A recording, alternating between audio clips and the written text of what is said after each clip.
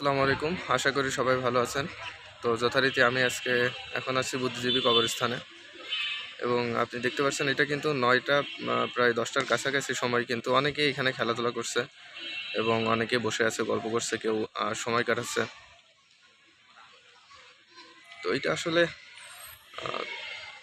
এই লাইটের কারণে প্রায় দিনের মতোই লাগে এবং এই জায়গাটা অনেক সুন্দর আমার কাছে লাগে। আমি নিয়মিতই আসি এখানে আমার সময়টা কাটানোর জন্য।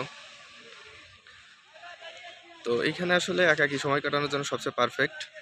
রাত্রেও আপনি আসতে পারেন, যেহেতু আগে বন্ধ থাকতো, যদিও এখন রাত্রে খোলাই থাকে এবং অনেকটা সময় খোলা থাকে। এবং বিকালে যদি আপনি আসেন তো এখানে একটা মেলার মতো তৈরি হয়, অনেক মানুষের সমাগম হয়। এবং ওই যে ওই পাশটা যদি আমি একটু দেখাই, যেখানে মূল বেদিটা আছে, তো ওইখানে আসলে মানুষ অনেকে এসে ছবি তুলে, প্লাস নিজেদের সময়টা একটু পরিবারের সাথে হোক অথবা বন্ধু বান্ধবের সাথে কাটায়। তো আমার কাছে বেসিক্যালি এই জায়গাটা খুব সুন্দর লাগে এবং লম্বা লম্বা গাছও আছে যেখানে, যার কারণে ছায়া হয়। রৌদ্র হলেও এখানে ছায়া থাকে এবং বাতাস সবসময় থাকে প্রায়। এবং ওই পাশে ২-৩টা লেক আছে, যেটাও পাশে দাঁড়ালেও অনেক সুন্দর লাগে।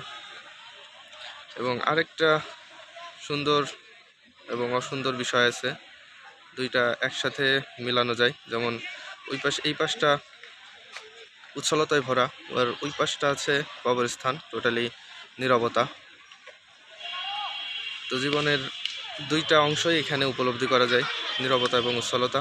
যেমন এই পাশটা থাকে সবসময় মানুষের কোলাহলে পরিপূর্ণ এবং ওই পাশটা সবসময় নীরব, এবং যারা নামাজ পড়ে তারা নামাজের সময়টাই শুধু যায়, তাছাড়া নীরবই থাকে ওই পাশটা। তো জীবনের একটা সময় আসলে এই পাশটা যেমন কোলাহলপূর্ণ, এই পাশটা পার হলেই নীরবতা। যেমন জীবনের প্রত্যেকটা অংশেই একটা কোলাহল পরিবেশ থাকে এবং একটা নীরবতার পরিবেশ থাকে। তো আশা করি সবটা সময় যেন আমরা আমাদের সময়টাকে এনজয় করতে পারি। তো সেই আশাবাদ ব্যক্ত করেই আজকের মতো বিদায় নিচ্ছি। আমি সবুজ। দোয়া রাখবেন আমার জন্য। ধন্যবাদ সবাইকে।